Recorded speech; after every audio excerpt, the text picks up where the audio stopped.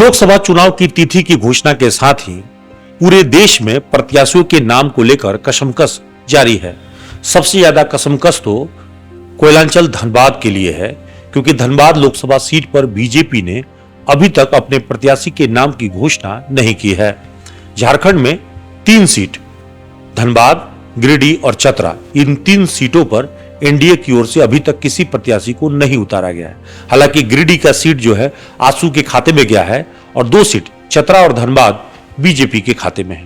लेकिन सबसे बड़ा सवाल धनबाद को लेकर है, जहां से 3 बार से मौजूदा सांसद पीएन सिंह चुनाव जीतते रहे हैं। उनके भी टिकट को लेकर अभी तक असमंजस बना हुआ है।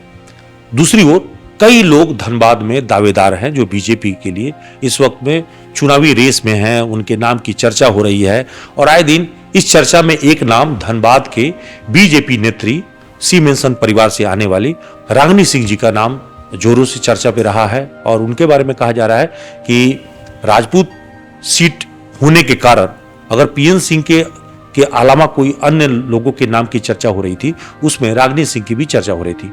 क्या इसमें सच्चाई है? चलिए जरा उनसे ही बातचीत करते हैं। मैम, पहले तो न्यूज एनपी में आपका स्वागत है। चलिए, सबसे पहले आपको बहुत बहुत बधाई। होली के अवसर पे आप आए हैं तो शुभकामना देंगे। पहले तो यह है कि इस बार होली और चुनाव दोनों साथ ही है और लोकसभा चुनाव की घोषणा के साथ ही सब जगह चर्चा चल रही है। राजनीति में जब आप हैं तो हर कोई चाहता है कि कोई बड़ा प्लेटफॉर्म मिले तो आदमी लिफ्ट हो जाए। तो कहा जा रहा है कि बीजेपी धनबाद से कोई दमदार उम्मीदवार को उतारना चाहती है। उसमें एक नाम धनबाद के सी मेंसन परिवार से आपका भी है। क्या आप लोग भी सचमुच कोशिश में लगी हुई हैं कि बीजेपी से टिकट मिले? देखिए, सबसे पहले तो मैं बता देना चाहती हूँ कि अभी हमारे अभिभावक आदरणीय सांसद जी हैं। पहला प्राथमिकता तो हम लोग उन्हीं को देते हैं।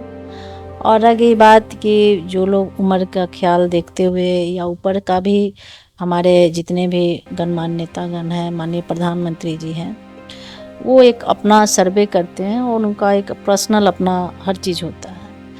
तो उस हिसाब से मुझे लगता है कि पार्टी तय करेगी। कुछ लोग कयास में है कि दूसरी पार्टी के लोग भी आपकी पार्टी में आने के लिए तैयारी कर रहा है। उसमें झरिया विधायक पूर्णिमा नीरज सिंह के नाम की भी चर्चा हो रही है कि वो भी बीजेपी में आने के लिए आतुर हैं, लोकसभा चुनाव लड़ना चाहती हैं। और इस मामले पर जब सुर्खियां बनी हुई है तो खंडन भी नहीं आ रहा है कि हम नहीं आ रहा है। तो इसको क्या माना जाए कि ये जो झरिया में पिछले बार गोतनी आपके खिलाफ जो चुनाव लड़ना चाह रही थी, वो क्या मैदान छोड़कर आपकी बीजेपी में शामिल होकर इस लड़ाई को ही वो खत्म कर देना चाह रही हैं?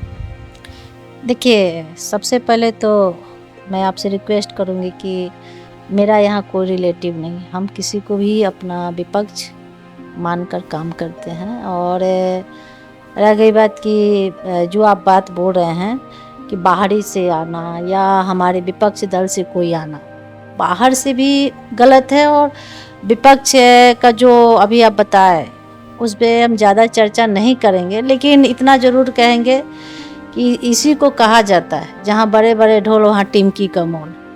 तो मुंगेरी लाल का बहुत बड़ा ख्वाब है, तो वो चीज़ जो है भारतीय जनता पार्टी जानती है किसका अस्तित्व है, किसका जनाधार है।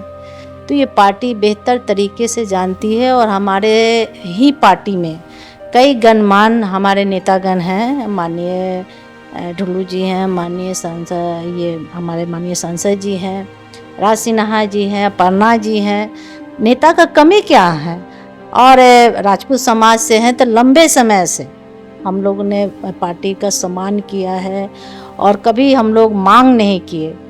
पार्टी अगर आज हमारी चर्चा चल रही है तो हमारे लिए सौभाग्य की बात है। पार्टी शुरू से हम लोगों को सम्मान दी है।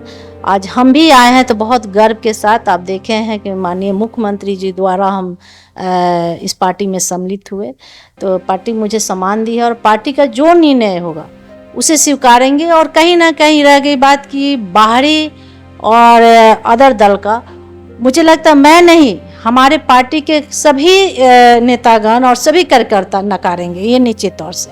देखिए, इससे ज़्यादा मतलब मुझे लगता है कि आप बेहतर जान रहे हैं और समझ रहे हैं। कोई भी अगर जनप्रतिनिधि कोई भी पार्टी में हो, मुझे लगता है कि अगर दल बदल करता है तो अपने आप को कमज़ोर महसूस करता है। तो कहीं ना कहीं कमज़ोर महसूस कर गए। और भाजपा के नाम पे, माननीय प्रधानमंत्री जी के नाम पे कुछ लोग अपना नाम भंजाना चाहते हैं या सियासत कुर्सी पे बैठना चाहते हैं। तो नाम भंजाने से नहीं होता है। मतलब भाजपा तो ब्रांड हो ही गई है, तो यहाँ तो इस ब्रांड में कोई भी आ जाए तो उसकी ब्रांड जो है वो और बढ़ जाएगी। तो शायद इसी सोच से कांग्रेस के लोग आना चाह रहे हैं भाजपा में। नहीं, ये देखिए, ठीक है, ब्रांड है। माननीय प्रधानमंत्री जी के नेतृत्व में जिस तरह से विकास हुआ, जिस तरह से महिलाओं को सम्मान मिली, हमारे लिए गर्व की बात है। लेकिन आप याद रखिए कि किसी को, चाहे कोई भी जनप्रतिनिधि हो, उसको जनता बैठाती है।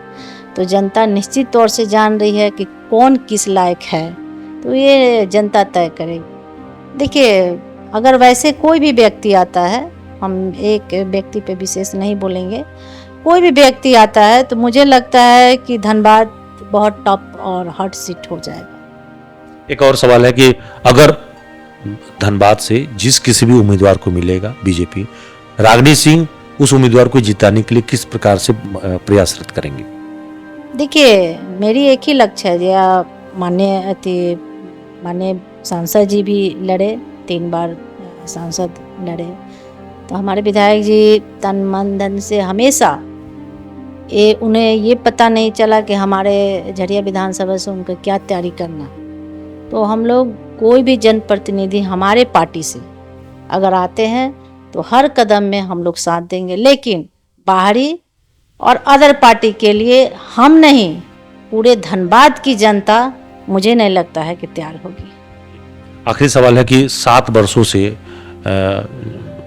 पूर्व विधायक संजीव जी जेल में है और आज होली का अवसर है और बिल्कुल सूना दिख रहा है, तो उनकी कमियां तो बिल्कुल खलती है और अभी भी उनकी कमी को पूरा करने के लिए आप समाज में, लोगों के बीच पार्टी के काम को करती रहती हैं। लोग, खास करके झरिया में लगातार आप कैंपेन भी कर रही हैं।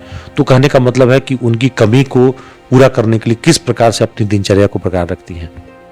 देखिए, उनका कमी मुझे लगता है कि हम बहुत ही भाग्यशाली हैं जो उन्होंने इतना बना कर गए कि आज नहीं, उनके आज 6 साल हो गया और उनके जितने भी, मेरा घर, मेरा परिवार ही नहीं है, पूरा समाज परिवार है, पूरा धनबाद की जनता परिवार है।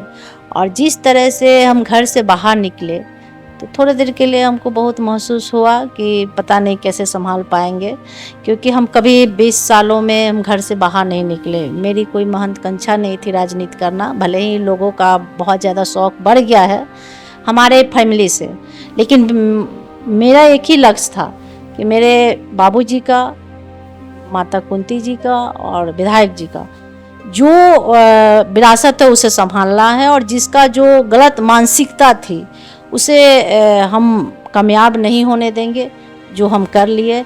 और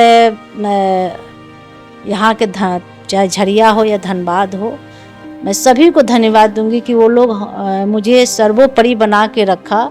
मुझे महसूस नहीं हुआ कि आज हम अकेले हैं। सूर्यदेव बाबू का असल वारिस, असल परिवार तो आप ही लोग हैं, लेकिन अब उनके नाम का भी कुछ लोग फायदा उठाते रहे हैं और अलग अलग यूनियन भी बनते जा रहा है सूर्यदेव बाबू से अलग हटके। तो ये जो चीजें हैं समेट के लेके चलने का, चूंकि जनता मजदूर संघ था, जनता मजदूर संघ से अलग आपने ही एक यूनियन बना लिया, एक और यूनियन जो है दूसरे गुट जो है रघुकुल की ओर से चल रहा है, तीसरा आसनी सिंह एक बना दी। तो ये क्या हो रहा है कि आखिर अलग अलग यूनियन बनने के पीछे कारण क्या बन गया? देखिए, अब रह गया यूनियन का बात, तो वो यूनियन एक ही है जो फर्जी यूनियन लोग इस्तेमाल कर रहे हैं हमारे विपक्षी दल के। तो धनबाद की, पूरे कोयलांचल की जनता जानती है कि जनता मजदूर संघ हमारे बाबूजी का बनाया हुआ है। अब रह गया बात, परिवार बढ़ा और विचार बढ़ा। तो परिवार बनने के बाद अपनी अपनी मानसिकता है, अपने अपने तौर तरीके हैं रहने का, तो लोग अपने अपने हिसाब से चलाए। और कहीं ना कहीं मैं खुद बनाई हूँ, ऐसा नहीं है, लेकिन बनाने का उद्देश्य नहीं है कि हम जनता मजदूर संघ में काम नहीं कर रहे हैं, हम आज भी कर रहे हैं। और जनता मजदूर संघ ही नहीं, मेरा एक ही लक्ष्य है कि कोई भी, आप देखे होंगे कि हम धनबाद में हर झंडा के बैनर तले मजदूर हित की लड़ाई लड़ते हैं, जरूरी नहीं है। और मेरी एक इच्छा थी, जैसे हम राजनीति अपना एक खुद का पहचान बनाए, मुझे एक, और उसी तरह मेरा एक पहचान बनाने के लिए, क्योंकि आगे का भविष्य देखते हुए, क्योंकि जो बाबूजी गलती किए वो हम नहीं चाह रहे गलती करना, क्योंकि आज उनका एक छोटा सा गलती के कारण हम लोग कहीं ना कहीं झेल रहे हैं, क्योंकि पूरे कोलांचल की जनता जानती है कि बाबूजी किस तरह से मेहनत कर कर इस परिवार को आगे बढ़ाए, सबको लाए। आज देखिए एक बाबूजी हमारे गांव पे रह गए, तो उनको नहीं लाया तो गांव पे ही रह गए। आज जो लाया, आज वो हमारे माथे पे टांडो कर रहे हैं। तो निश्चित तौर से इस घर में, अच्छा ये भी ध्यान रखिए, जो इस घर में रहा वही बन पाया, नहीं तो उसको फिर विरासत, फिर तिलक नहीं कभी किसी को लगा। और आज भी सिंह मेंशन का नाम लोग भन जाते हैं, और हम खुल कर, बल्कि अच्छा चीज़ तो अच्छा चीज़, बुरा चीज़ भी लोग करते हैं सिंह मेंशन के नाम पर। हम कई बार एसएसपी को भी, भाई कई लोगों को हम चुनौती दिए हैं कि हमारे घर का अगर कोई भी गलत इस्तेमाल करता है उस पर कड़ी पे कड़ी कार्रवाई होनी चाहिए। अभी भी झरिया में देखते हैं कि लोगों के बीच में हम जाते हैं तो लोग पोल्यूशन से त्रस्त हो गया है, पेयजल का संकट है, झरिया में लोगों को ट्रैफिक की दिक्कत है, सड़कें कई जगहों पे जर्जर है, कई इलाकों में विस्थापन की बड़ी समस्या है, तो त्रासदी से निकल नहीं पा रहा है। तो आपको लगता है कि रागिनी जब आएंगी तो वो सभी समस्याओं को दूर करेंगी? देखिए, हमारी प्राथमिकता है कि हम जब भी निकले हैं वही उद्देश्य और वही लक्ष्य से निकले हैं। आप देखे होंगे कि वैसे भीषण स्थिति में, कोरोना काल में, जब सब लोग घर में छुप के बैठे थे, तो सारे जनप्रतिनिधि उस समय कहाँ थे सेवा कार्य में। वैसे स्थिति में जनता को सेवा करना चाहिए, क्योंकि जनता तो हमेशा खोजती नहीं है भाई, दुख के घड़ी में लोग खड़ा होते हैं। तो वैसे स्थिति में घर से बाहर निकल के अपने बच्चों को त्याग कर, कहीं ना कहीं ऐसा नहीं है, मुझे भी डर था, लेकिन मुझे लगा कि एक जनप्रतिनिधि का जो जिम्मेवारी है अभी ही करना चाहिए। तो पार्टी आपको विधायकी में चुनाव लड़ाए या लोकसभा के लिए लड़ाए, लड़ने के लिए तैयार हैं आप? देखिए, मेरी मानसिकता वो नहीं है, बहुत सारे लोग हैं कि जो बना बनाया उसको हम खाएं, लेकिन मेरी मानसिकता वो नहीं है। पार्टी हम इतना बनाए हुए हैं, और मेरे अपने आप पर और धनबाद की जनता पर हम विश्वास रखते हैं। झरिया ही नहीं, झरिया हो, धनबाद हो, निरसा हो, चंदन की, जहाँ से भी पार्टी देगी हम उतना बनाए, हम चुनाव लड़ेंगे। मेरी वो प्राथमिकता नहीं। हाँ, झरिया इसलिए हम लोग का जुड़ाव रहा है कि वो मेरा कर्म भूमि है, वो हमारे ससुर जी का जगह है, इसलिए हम वहाँ लड़ते हैं। लेकिन इतना मेरे अंदर क्षमता है कि पार्टी जहाँ भी जिम्मेवार देगी हम वहाँ उठा लेंगे। अगर लोकसभा की जिम्मेवारी मिला चुनाव लड़ने को, तो टिकट मिला तो बिल्कुल, लोकसभा का चुनाव मेरा अधिकार है, मेरा परिवार का अधिकार है। 20 साल 25 साल हम लोग पार्टी का सेवा करते हुए आज लंबे समय से, तो हम लोग किए हैं और कभी मांग नहीं किए। सबसे बड़ी बात है कि हम कभी मांग नहीं किए हैं। मेरा काम ही भले आज यहाँ तक लाया, वो बात अलग है, लेकिन ना विधायक जी कभी मांग किए हैं और ना ही कभी हम। और पार्टी जी अगर जो निर्णय लेगी, हम लोग का एक ही लक्ष्य है कि चाहे जो भी व्यक्ति हो, हमारे ही बीच के जनप्रतिनिधि हो, ताकि हम लोग एक बुलंदी के साथ या फिर से झंडा लहराएं। हम लोग का एक ही भारतीय जनता पार्टी का शौक है। तो अभी आप सुन रहे थे भाजपा प्रदेश कार्य समिति सदस्य रागिनी सिंह को, जो तमाम सवालों का जवाब बिंदास दे रही थी।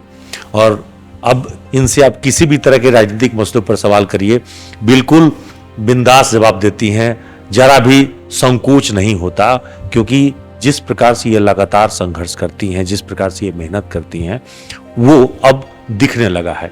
यानी एक सामान्य कार्यकर्ता से लेकर पार्टी के प्रदेश कार्य समिति के रूप में काम कर रही हैं, और खुद का उन्होंने अपनी एक पहचान बनाया है, और ये बात उन्होंने बता भी दिया है।